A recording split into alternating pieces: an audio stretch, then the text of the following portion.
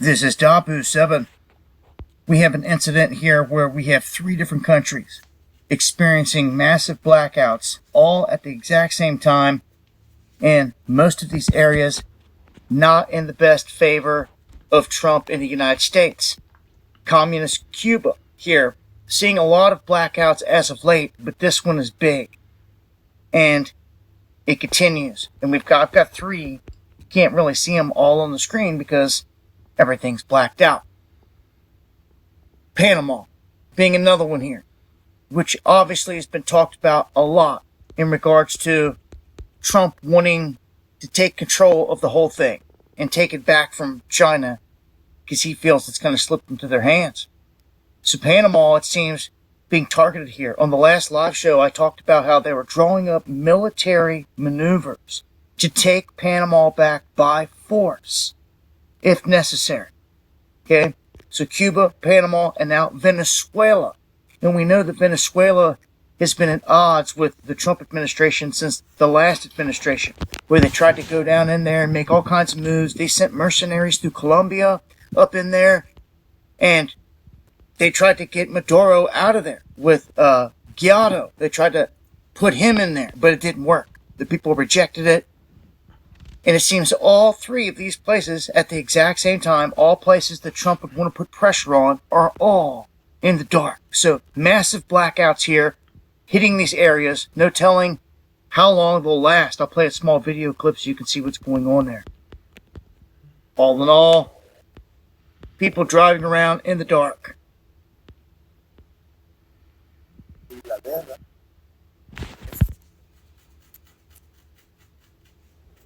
Okay, so Panama experiencing the same thing as this guy's explaining, and only the main areas in town that have backup power have power.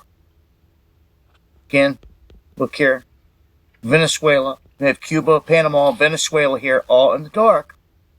And this is what's being shared on social media. So, who's behind it? What's behind it? I don't know. One thing's for sure, something's going on when you have 3 countries at odds with Trump all in the dark at the same time. I'd say something's going on. Join me for the live streams Monday, Wednesday, and Friday, 9 p.m. Eastern, where I'm talking about this in a whole lot more in greater detail. I'll leave links below. Hope to see you guys there. Much love. Shalom. First and foremost, I'm going to give all praises and glory and honor is due to Yahweh Bahashim, Yahweh Shai, Bahashim Rakakodash. Double honors to the apostles and elders of Great Millstone and rule well. Peace and blessings and salutations to the hopeful elect. Noise in this gospel, broad lifting up the standard of Yahweh Bahashim, Yahweh Shai, wherever it may be. This is another lesson through the Spirit. The times we're living in. Appears that all hell was getting ready to break loose on the planet Earth. As it says, communist Cuba plunges into power blackout hell, which I believe Cuba has been hit with this 4th nationwide blackout in 6 months after a critical failure at the Esmero substation. So this is the 4th blackout they didn't have, but they've been foreshadowing this for quite some time, man, because remember the movie Leave the World Behind? And also it's a new movie that came out with like a 6-part series on Netflix called Day Zero, when a massive cyber attack hit United States and blackouts and chaos erupted. And as what Dabu was saying, that Cuba and these Central American countries have been pretty much at tandem or with odds with Babylon, man. You know, so this is nothing more but the work of the devil, the so-called white man, being a biblical Idumean, which we believe that the American government had something to do with this, because I mean, it's not, out of the realm of possibility, and it's no low that this society wouldn't go in order to get their way to push people over the edge to harbor resources, man. All right, but this is a foreshadowing as to what's getting ready to come here, because there's been plenty of talks of attacks on Americans' grid through cyber attacks and even EMP strikes, okay, which EMP, which stands for electromagnetic pulse, which will be donated over the skies of America. That will halt all transportations and communication systems pretty much instantaneous. So to work around that, they may just do like particular cyber attacks targeting certain critical infrastructures and certain volatilities that we have in the U.S. grid, because they were already talking about how the U.S. grid is already overloaded and is weakening. Okay, so we got a lot of things coming down the pipe, and shit. There's no end of disasters in sight, as Missouri was under a state of emergency because allegedly 5 tornadoes and touched down, and then you had some fires in Kansas, and then winds and gusts and fires down in Texas and Oklahoma, and it's only March, and we're not even in the thick of spring season or tornado season yet, and literally these things are taking place. So, it's safe to say that the plagues are getting ready to hit, and not only that, we just had what they call a blood moon or a lunar eclipse that hit the skies. What was it? Thursday evening, Friday morning, and then all of a sudden the next day, parts of Missouri from St. Louis to Kansas City literally looked like it was on fire. Not even 24 hours later. So that's a telltale sign. But it says Cuba's ongoing power crisis, plunging more than 10 million people into darkness, serves as a stark reminder of the systemic failures of the repressed communist dictatorship in the Caribbean island, struggling to imploding infrastructure, economic turmoil, and natural disasters. It says around 8:15 p.m., it says a failure at the Dismero substation caused a significant loss of generation of the west of Cuba, which Cuba is in the Caribbean, not Central America, Slovakia. But it says, and with the failure of the national electric system, Cuba's Ministry of Energy and Mines wrote in the post on X late Friday, which I can't read that. I'm not going to even attempt to. But it says, by Saturday morning, Cuba's grid operator, UNE, stated that only 225 megawatts, less than 10% of total demand, was available to supply critical infrastructure, such as hospitals, food centers, water supply systems, leaving much of the island without power. Which another thing, too, is when these systems go down, then you got to worry about 911 going off grid or offline. You got to worry about hospitals, hospice centers, senior citizen facilities, all these particular volatile businesses that harbor sick people. A lot of them will end up succumbing to the plagues because they don't have the pretty much the resources or the help or the power to do what they have to do in order to sustain people. So a lot of times what they don't show you in these movies is that when the grid goes down and the economy collapses or the economic collapse ensues, a lot of times people in these hospitals that's on ventilators, and you're going to have people fresh out of surgery. You know what I'm saying? You're going to have people on the operating tables and they're doing open heart surgeries and the power goes out. They're going to have to figure out how to figure that out. You know what I'm saying? Because if not, then, people are just going to die in record numbers. And this is why the scriptures say that the dead should be cast out like dung in the streets, because literally there's going to be dead bodies all over this place. And there's going to be a horrible smell, man, because when bodies rot, that leaves a real unforgettable stench behind. And then that draws in animals and wildlife and particular pestilences. It's going to be bad, man, to the point you're not even going to want to go outside. But it says it's such as hospitals, food centers, and water supply systems, leaving much of the island without power. But it says the UNE didn't provide a timeline on when power generation capacity will return to 100%. But it says, but Cuba's president, Miguel Diaz-Canel Bermudez, wrote on X that government agencies were quickly working to restore power across the island, which a lot of these governors and so forth of these countries, they be set up by Esau. Okay, a lot of them be crypto Amalekites or crypto Jews, and some of them just be basic sellouts, man. I believe like the president of Mexico, I believe he's a small head if I'm not mistaken, But it says most Cubans outside of the capital of Havana have been living under months and months of rolling power blackouts. But in October, November, and December, the island's grid suffered a major blackout, okay? Which goes back to October. It says Cuba paralyzed by a massive power blackout. And then you had a total grid collapse strikes Cuba again, which that's coming here. But it says UNE officials told routers that the latest grid failures originated from an aging transmission line at a substation in Havana, which shorted and triggered a series of failures that ultimately shut down a power generation island-wide. But I read in the comments that they mentioned that BlackRock bought ports in Panama, which I don't know. I haven't heard anything about it, and I haven't came across any particular articles on that matter. But it doesn't surprise me, okay? Because we know BlackRock is responsible for shit, man. They own pretty much every goddamn thing. You know, you got I think it's BlackRock and DuPont, if I'm not mistaken. I think it's BlackRock and it's another one, but they're pretty much the same. They're under the same dictator, or they're under the same ownership, but they're different entities, one and the same. But they're buying up all this property. They're investing hundreds of billions of dollars into these Pentagon contracts, man, and they're buying up all types of shit. I think they said they're responsible for like damn near the whole GDP of California. They make that much money to the point BlackRock owns more GDP and wealth than the state of California itself. So let that sink in. But it says Cuba's long list of problems, rolling blackouts, food, fuel, which all these will cause riots and food shortages and turmoil. It says that medicine shortages and overall chaos plaguing the island serves as a stark reality that America's Democratic Party conveniently ignores when discussing the actual consequences of communism. All right, and this is just a couple of videos here of these blackouts, which this is on X.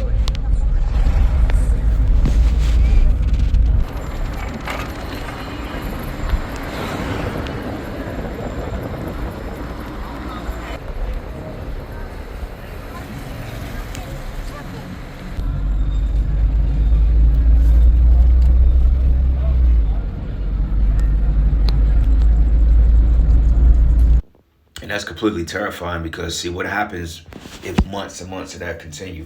Food goes bad, people start invading one another, grape comes back, you know, pestilence, all types of shit, you know. So that's just one disaster after the next. And eventually, if that goes on long enough, people will start resorting to rioting and looting because food is going bad. Let alone, you know, the sanitation systems. Like here in America, you have sanitation systems that is being backed up through particular pumps through these landfill or these city sites or these city dumps, and it's operated on this big computer. So what happens when the power goes out and you come to flush your toilet? After a while, you're not going to be able to flush the toilet, and all that shit that's being pumped through the sewer system is going to back right back up into your crib, man. So it ain't going to just be just a regular blackout and you in the dark. No, there's going to be blackouts. It's going to be dead people. All right, it's going to be all types of chaos, man. All right, so it ain't going to be pretty.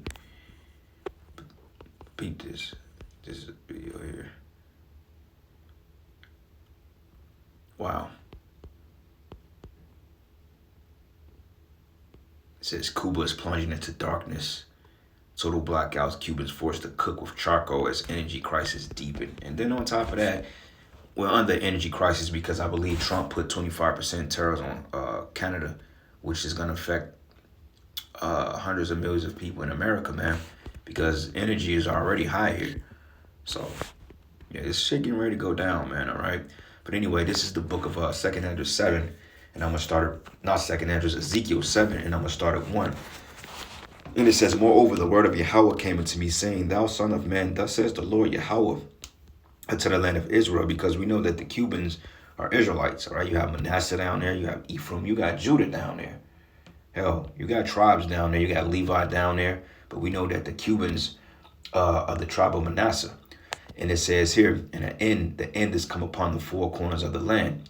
It says, now is the end come upon thee, and I will send my anger upon thee, and I will judge thee according to thy ways, and will recompense upon thee all thy abominations. So overall, the Heavenly Father is sending judgment on the planet Earth. And the crazy part about it is we're still in the Passover, or the Feast of Unleavened Bread. And our people, they're not partaking in that high holy day, man. Okay, they're committing all types of wickedness, treason against the Most High, you know, all types of abominations, bowing down to Caesar or Cesare, you know, that sweet Jebas as we like to call them. They're not paying attention to the will of the Yahweh Bashim Yahweh Shai, man. And we said it. We said during the Passover and after the Passover, things were gonna take a turn for the worse. And I can literally see through the spirit that once Passover is over, once this Feast of Unleavened Bread ends, things are gonna intensify, man. And hey, this summer, hey, it's gonna be it's gonna be a crazy ass summer, man. All right, because people are broke, they're losing money. You know, the economy is getting bad, man. Mass layoffs, teachers are being laid off in mass numbers. People are going to be on demon time. But it says, and my eyes shall not spare thee, neither will I have pity, but I will recompense thy ways upon thee, and thy abomination should be in the midst of thee, and ye should know that I am the Lord Yahweh, all right? And this is what we're saying, okay? Because like I said, you Israelites, especially you Northern Kingdom, you're not coming back to Yahweh Bashim Yahushai, okay? You got brothers all around Babylon the Great. You got, I don't think we have a camp down there, but nonetheless, man, you have access to internet. Okay, you've seen the Israelite videos, all right, and you've seen Northern Kingdom brothers in the camp bringing it out in your language. So there's no excuse, man. Okay, so there's no excuse. Well, there were no prophets down here. Well, you have the internet. Okay, there go your prophets right there. That's why the Lord is so cold-blooded, man, when it comes to judgment, because he don't give you the excuse to make the excuse to get out of your folly. All right, but it says here, going down to verses 5, it says, thus says the Lord Yahweh, and evil and only evil is become. And the end is come, and the end is come. It watcheth for thee, behold, it is come. All right, so the scriptures emphasize that we're at the end. Okay, and all hell is getting ready to break loose. Okay, this dude, Trump, literally France is asking for the Statue of Liberty back. Okay, we know that the Statue of Liberty was adopted to America through the French Masons. Okay, and it was given to him, basically. But what we're saying is that the whore and the beast, they're breaking up. Okay, we're seeing them hate the whore. And this dude, Trump, he haven't even been in office 3 months yet. And he's already creating all types of tensions around the world. Okay, that other nations hate him. His own partners hate him now. They like, man, this dude is out of his damn mind. You know, which Revelation 17 and 15 is getting ready to come into full effect. So prophecy is steamrolling ahead, man. We ain't got that long. But it says here, the morning is coming to thee, O thou that dwellest in the land, and the time is come, and the day of trouble is near, and not the sounding again of the mountains. But now will I surely pour out my fury upon thee, and accomplish my anger upon thee, and I will judge thee according to thy ways, and will recompense thee for all thy abomination. And my eyes shall not spare, neither will I have pity, but I will recompense thee according to thy ways and thy abominations that are in the midst of thee, and ye shall know that I am the Lord that smiteth. So the Most High is taking away provisions. Okay, and one thing about it, power is very essential into this modern day age because everything is ran on power. Computers, a grid. You know, versus back during the time of the Amish time, the 1800s, the 1700s, you didn't really have street lamps, man. Okay, you had what they call cisterns, and you had what they call those particular vessels, those oil lamps. You know, so if you're traveling, you have your lamp, your oil lamp. You know, they didn't have street lights. You know, we didn't have electric power stoves.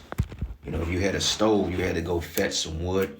You know what I'm saying? Chop the wood up and make sure you had the kerosene to light the stove up and keep it at a certain temperature. Okay, the stove wasn't invented until the electric stove. Matter of fact, let me do this. I don't want to butcher it. I'm gonna look it up.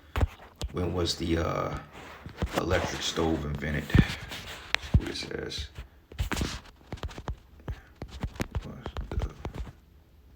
The electric stove invented. 1896. It says the first patent for an electric stove was granted to William S. Hardaway Jr., which was issued June 30th, 1896. Okay, which I guarantee you Jake invented it, but they stole the patent, you know? But it says 1896, 1890, 1882. Canadian inventor Thomas Hearns credited with inventing the first electric oven in 1882 and used it to cook a meal in Oliver Hotel in 1892. Early adoption of electric stoves were initially limited to wired-up cities, but gained population with the rural electrification projects of the 1930s and 40s. So now you got the modern-day electric stove now. You know, because I remember when we grew up, our stove was ran on gas. You know, we had a gas line that plugged into the wall, and then, of course, you got meters. You know, which today, Esau is really the devil because a lot of these apartments are pretty much electric, but they still have gas hookups, which allows them to charge you 2 different bills. You know what I'm saying? Because heat or electricity, stove, All that can be ran through electricity now, but they still have gas meters on these older buildings because that way they're able to tax you on it, man. You know, but it reads here, and it says, "And my eyes shall not spare, neither would I have pity, but I will recompense thee according to thy ways and thy abominations that are in the midst of thee, and ye shall know that I am the Lord. But behold, behold, it is come, and the morning is gone forth, and the rod have blossomed, pride have budded." Yeah, because this world is extremely proud and entitled. Okay, but now you're starting to see a shift in people's paradigm because people are realizing, wait a minute, we're getting ready to be without. And this is why you have all these Edomites going to TikTok crying and trying to team up with Jake and all this other shit because now they're on the opposing end of affliction. Versus when we was the one that was getting beat down, which we still are. But when we was catching hell, hey, nobody came to our aid. You know? Oh, you niggas got the same opportunity everybody else. Nobody came to aid Jake. Now all of a sudden when Esau was catching hell, the whole world has to stop and attend to him. No, that ain't how that work, bro. But it says, "Violence has risen up unto a rod of wickedness, and none of them shall remain, nor of their multitude, nor any of theirs, neither shall there be willing from them. But the time is come, and the day draweth near. Let not the buyer rejoice, nor the seller mourn, for wrath is upon all the multitude thereof. For the seller shall not return to that which is sold, although they were yet alive. And for the vision is touching the whole multitude thereof, which should not return, neither shall any strengthen himself in the iniquity of his life," right? So this is just a small taste of it. It's getting ready to hit here in Babylon, because once this hit in Babylon and people lose their money, you know, with money or not, when you can't get your money out the banks and, you know, you can't go to your national ballparks and do your folly, and you can't go to your clubs and drink anymore.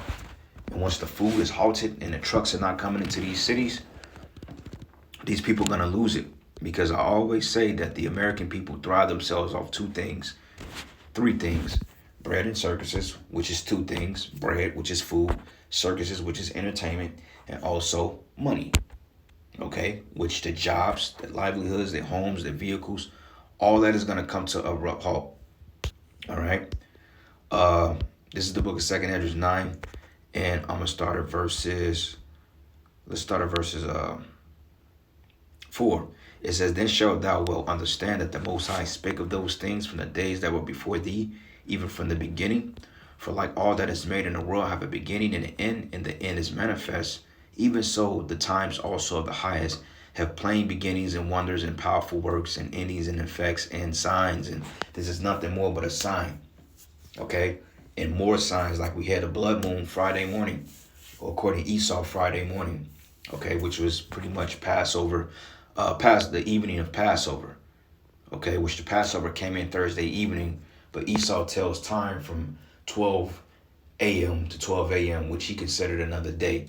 But the scriptures consider a day when the evening starts, okay? So when Passover kicked in, what was it, roughly 7:30 Thursday evening, that marks the beginning of the day, you know, into the next period. So you could say that took place Passover evening, a blood moon. You know, and shit just been going crazy.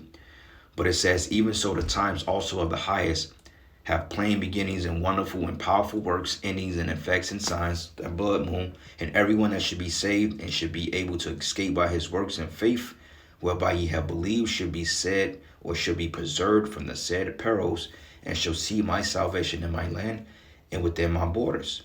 For I've sanctified them for me from the beginning." So, hey, brothers, when this shit hit America, because they're going to do a lot of things prior to them passing a chip, okay, and making the chip mandatory. Me personally, I just believe, and you know, this is just my personal opinion, I believe that the blackouts and the riots and the chaos is all going to come before the chip, because that's the way that they can promote the chip. They can say, well, look, we have a solution, we have a fix, everybody gets the chip. And once they opt in to get the chip, then they will start trying to integrate people back in society, but you're going to have pockets of people that's just not going to be fitting for it. So you're going to still have insurrections on governments. So don't get it twisted. At the time of the chip, things ain't going to be 100% normal. Okay, people going to still be literally rioting and burning shit down and going back and forth with the military and the particular militias on the streets of America. Okay, because people are not going to want to get that chip, because some people just know what it is. And then on top of that, a witch hunt for the men of the Most High. Okay, So at that time, we won't be on the internet no more. We literally probably got months. You know what I'm saying? And I'm just speaking as a man, but we probably have less than years before we get off this damn internet, man. Okay, I don't see us going out there speaking too much longer, man, because like I said, things are getting ready to take a turn. And in the midst of a blackout, the grid goes down, say for a couple of weeks, and chaos or riots, shit kicks off, martial law is deployed. We're not gonna be on the streets speaking to you people, man. Okay, we're speaking to you now. So once the Most High gets us out the way and hangs us up, so to speak, and get us away, that's when all hell gonna start really breaking loose, and that's when the mercy is gonna be over. Okay, the Lord ain't gonna have mercy on a lot of people because the prophet's been warning you, man. All right. But anyway, with that, all praises and glory and honor that's due to Yahweh Bashim Yahweh Shai. Lord's will, you are edified. To the next lesson. Shalom.